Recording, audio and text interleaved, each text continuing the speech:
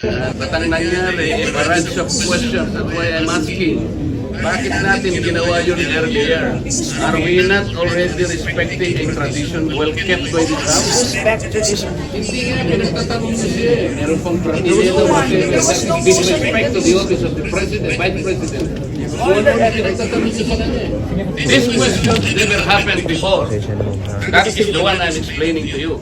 It did not happen before. Now, ang tanong ko po, ba't nangyari po nung nakaraan, nangyayari na naman ngayon? We are talking of the office, not the person. Motion was introduced. You may not like the person, you may not like her presence here, but you have to respect the office of the Vice President. That is all, because that is guided by the tradition. Kahapon po, kagaya po na sinabi nila, wala nang pinagtanong sa office of the President, and that is correct.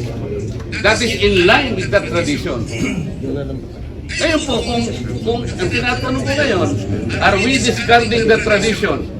And is this committee authorized to discard a well-kept tradition? So kaya nga, then why are we intending to ask questions na naman at tinatawag nyo na naman kung sino-sino dito? That is why, kung hindi po kayo makakasagot, madam, ang tinanong ko na sa inyo, I am now moving. Oh, may brati-bratinela pa. Saan po kayo nakakita ng gano'n? This did not happen anytime.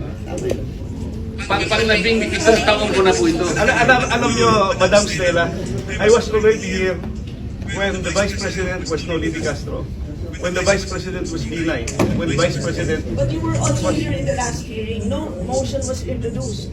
Yun na nga, kasi question na kaagad eh. Walang man lang...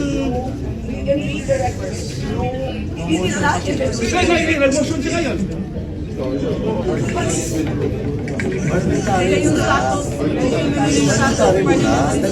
The first thing is that is the manifestation of Congressman Dante Martineta, and it should be answered by the members. If the motion, then after that, Martineta will vote that motion.